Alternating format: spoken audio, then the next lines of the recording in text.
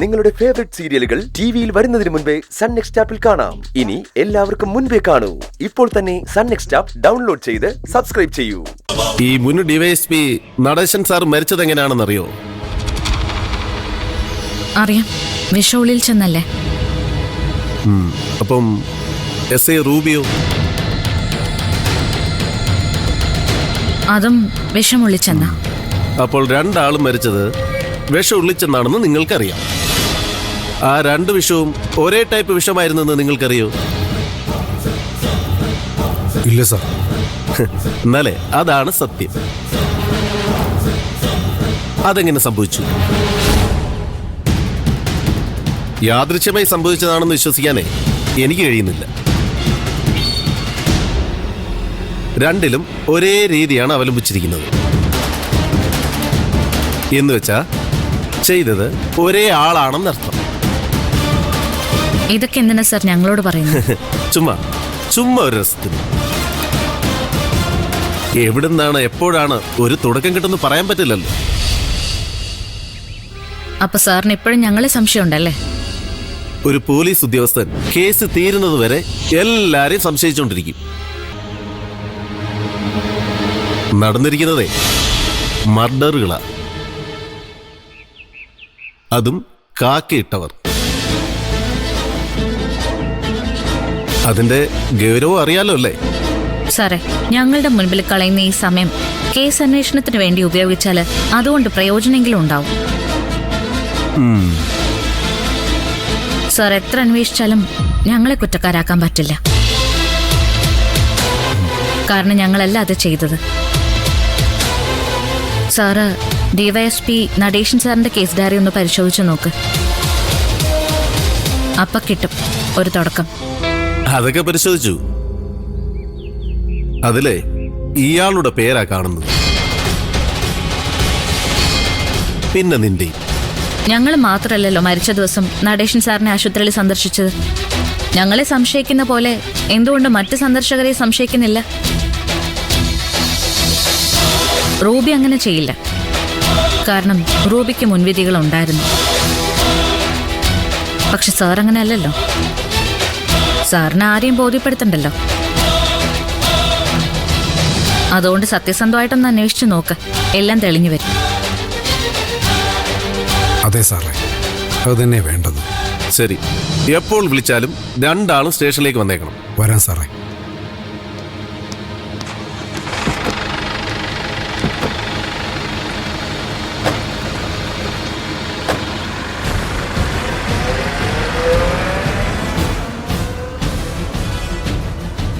കളി കാര്യമല്ല മോളെ.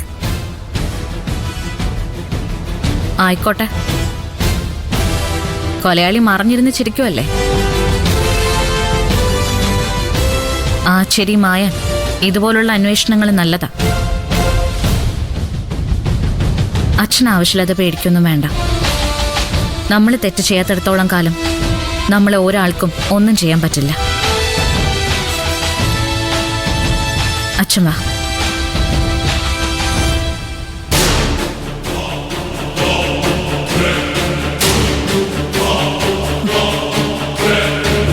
തൃപ്തിയായല്ലോ അല്ലേ?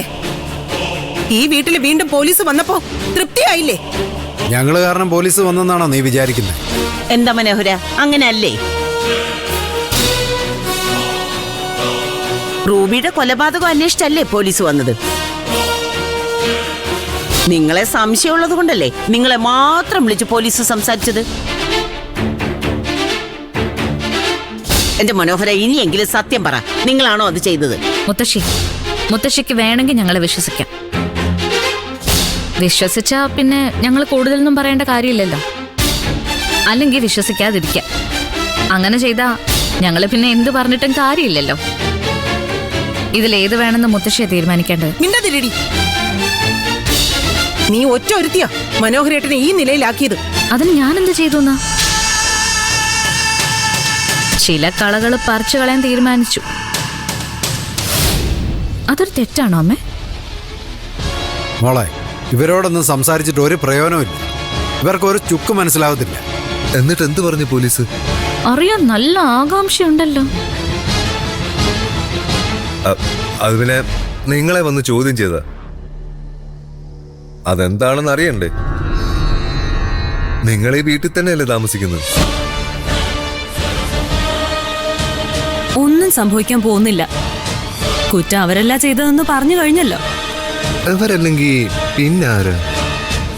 ആരാണോ എന്റെ അച്ഛനെ കൊന്നത്, ആരാണോ സുധിയേട്ടന്റെ മരണത്തിന് കാരണമായത്, ആരാണോ ഡിവൈഎസ്പി നടേശനെ കൊന്നത്, ആ ആള് തന്നെയാ റൂബിയെയും കൊന്നത്.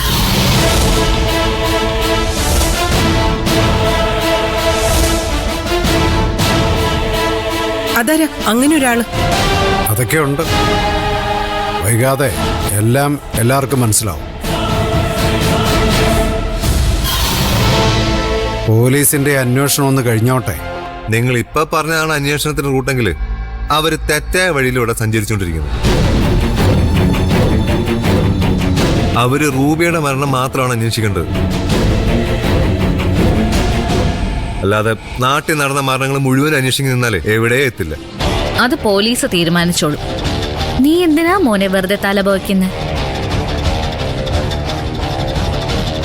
ഇന്നല്ലെങ്കിൽ നാളെ യഥാർത്ഥ പ്രതി പിടിക്കപ്പെടും. അതുവരെ ഉള്ളൂ എല്ലാവരുടെയും സന്തോഷം.